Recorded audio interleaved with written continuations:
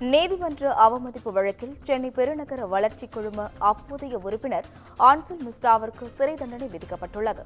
ஆன்சல் மிஸ்டாவுக்கு 1 மாத சிறை தண்டனை விதித்து உயர்நீதிமன்றம் உத்தரவு பிறப்பித்துள்ளது.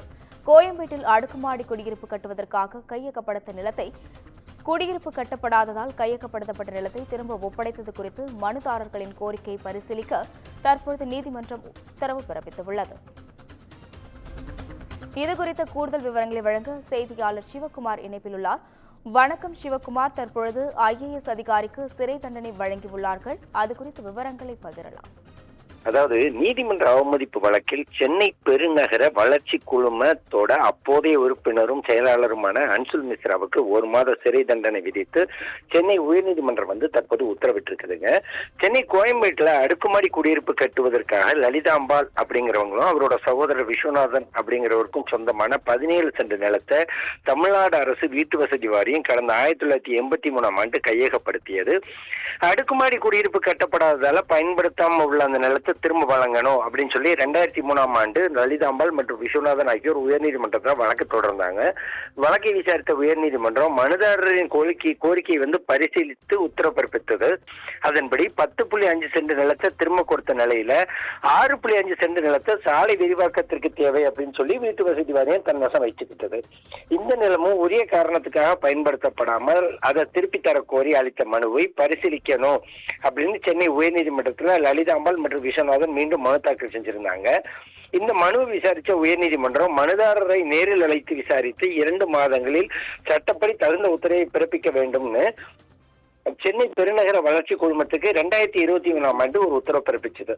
இந்த உத்தரவை அமுல்படுத்தல அப்படின்னு கூறி சென்னை பெருநகர வளர்ச்சி குழும அப்போதைய உறுப்பினர் செயலாளர் அன்சுல் மிஸ்ராவுக்கு எதிராக நீதிமன்ற அவமதிப்பு வழக்கு தாக்கல் செய்யப்பட்டது. இந்த வழக்கு நீதிபதி வேல்முருகன் முன்னு விசாரணைக்கு வந்தபோது 2025ஆம் ஆண்டு பிப்ரவரி மாதம் மனுதாரர்களை அழைத்து விசாரணை நடத்தி பிப்ரவரி 28ஆம் தேதி விண்ணப்பத்தை நிராகரித்து உத்தரவு பிறப்பிக்கப்பட்டதால உயர்நீதிமன்றத்தோட உத்தரவு அமல்படுத்தப்பட்டுள்ளது உறுப்பினர் செயலர் தரப்புல விளக்கம் அளிக்கப்பட்டது.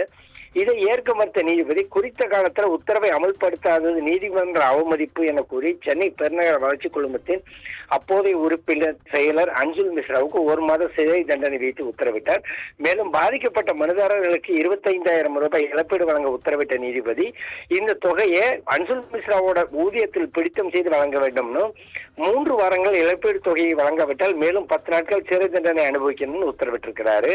மேல்முறையீடு செய்ய ஏதுவாக இந்த தண்டனையை நிறுத்தி வைத்த நீதிபதி குறிப்பிட்ட காலத்தில் மேல்முறையீடு செய்யாவிட்டால் அன்சுல் மிஸ்ரா தண்டனை அனுபவிக்க தேவையான நடவடிக்கைகளை மேற்கொள்ளும்படி உயர்நீதிமன்ற பதிவுத்துறைக்கு நீதிபதி உத்தரவிட்டிருக்கிறாருங்க. நீதிபதி வேல்முருகன் மேலும் தனது உத்தரவில் அரசு அதிகாரிகள் கடமை செய்யாததால் மக்கள் நீதிமன்றத்தை நாட வேண்டிய நிலை பல வழக்குகள்ல உள்ளதுன்னு சொல்லி சுட்டிக்காட்டினாரு. சென்னை பெருநகர வளர்ச்சி குழுமத்தின் அப்போதைய உறுப்பினர் செயல் தவறு மட்டுமல்ல சட்டத்தின் ஆட்சிக்கு சவால் விடுக்கும் வகையில் உள்ளதுன்னு தெரிவித்த நீதிபதி நீதிமன்ற உத்தரவுகள் அமல்படுத்தப்படும் மக்கள் நம்புறாங்க. ஆனா அரசு அதிகாரிகள் உயரதிகாரிகள் மட்டுமல்ல சட்டத்திற்கும் அரசியல் சட்டத்துக்கும் பதில் சொல்லியே ஆகணும் அப்படின்னு சொல்லி குறிப்பிட்டிருக்கிறார். அஸ்வினி, கூடுதல் விவரங்களுக்கு நன்றி சிவகுமார்.